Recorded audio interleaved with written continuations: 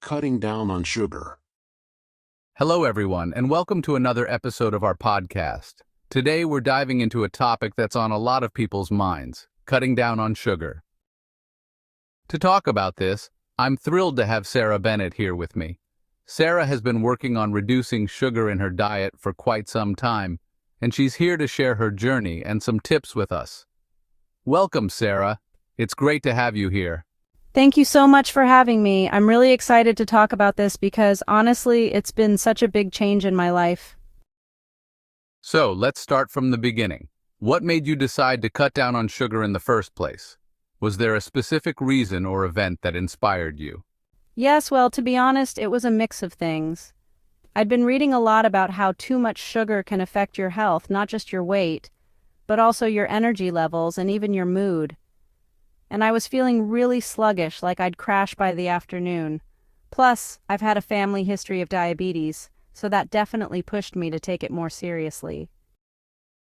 That makes total sense. Health reasons and energy levels are definitely strong motivators. So, how did you get started? I imagine it can be a bit overwhelming. Oh, absolutely.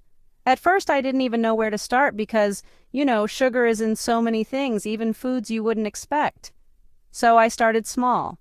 I began by cutting out obvious sweets like candies and cookies. Then I looked at my drinks because, surprisingly, a lot of sugar sneaks in there too. Now I mostly drink water, herbal tea, or coffee without sugar. Interesting. Drinks are definitely an easy place for sugar to slip in. And did you find it hard to resist sweet snacks at first? I imagine it's not easy when you're craving something sugary. Yes, exactly. I mean, those cravings were probably the hardest part in the beginning, but I found some strategies to cope. I'd keep healthy snacks on hand, like nuts, yogurt, or even just some fruit. I also tried to eat balanced meals to stay fuller longer, which honestly reduced my sugar cravings. And when I did crave something sweet, I'd have a small piece of dark chocolate instead of a big dessert. Well, that sounds like a smart way to manage it without feeling deprived. And it's interesting that you mentioned balanced meals. Did changing your meals in general help reduce your desire for sugar? Yes, definitely. Once I made sure to include enough protein and healthy fats in my meals, I noticed I didn't get that same urge to reach for something sweet after eating. It really taught me that sometimes cravings come from not having a balanced diet, not just a sweet tooth. That's really insightful, Sarah. You're showing us that cutting down on sugar isn't just about avoiding certain foods. It's also about understanding what your body actually needs. So, do you have any advice for listeners who might be thinking of doing the same? Of course, I'd say start small and be kind to yourself. You don't have to cut everything out all at once, just make little changes and see how you feel. And keep in mind that it's a gradual process. Also, read labels. Sugar hides in so many foods, so being aware of what's in your food is key. And most importantly, don't get discouraged if you slip up here and there. Progress is more important than perfection. Wise words, Sarah. Thank you so much for sharing your journey and practical advice. It's really inspiring to hear how making mindful choices with food can have such a positive impact on our lives. I'm sure our listeners got a lot out of this. Fantastic. Well, everyone, that wraps up today's episode. Remember, making small changes like Sarah did can lead to big improvements over time. Thanks again, Sarah, and thanks to all our listeners for tuning in. Take care and see you next time. Thank you.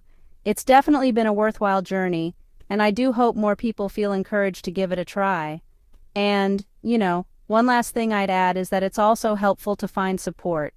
I joined an online group where people share recipes and tips for low-sugar living. Having that sense of community really helped me stay motivated.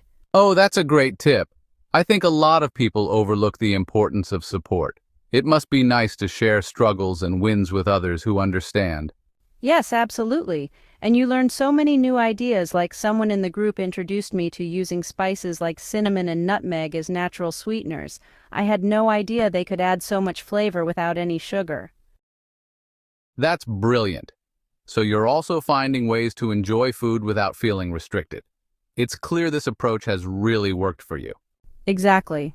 It's not about giving up joy. It's just about finding new ways to enjoy food in a healthier way. And honestly, I feel much better, both physically and mentally.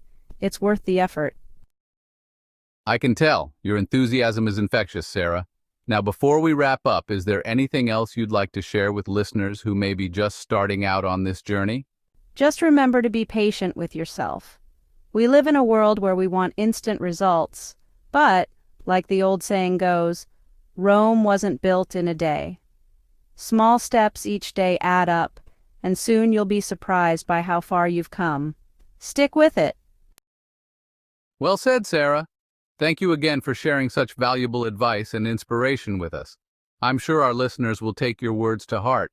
We'll definitely have to invite you back on to hear more about your progress. And to everyone listening, remember, small changes can make a big difference. Until next time, keep working toward a healthier, happier you. Goodbye. Thank you for listening to English Audio Lounge. We hope you have enjoyed it. Stay tuned for more audio stories and video classes to improve your English.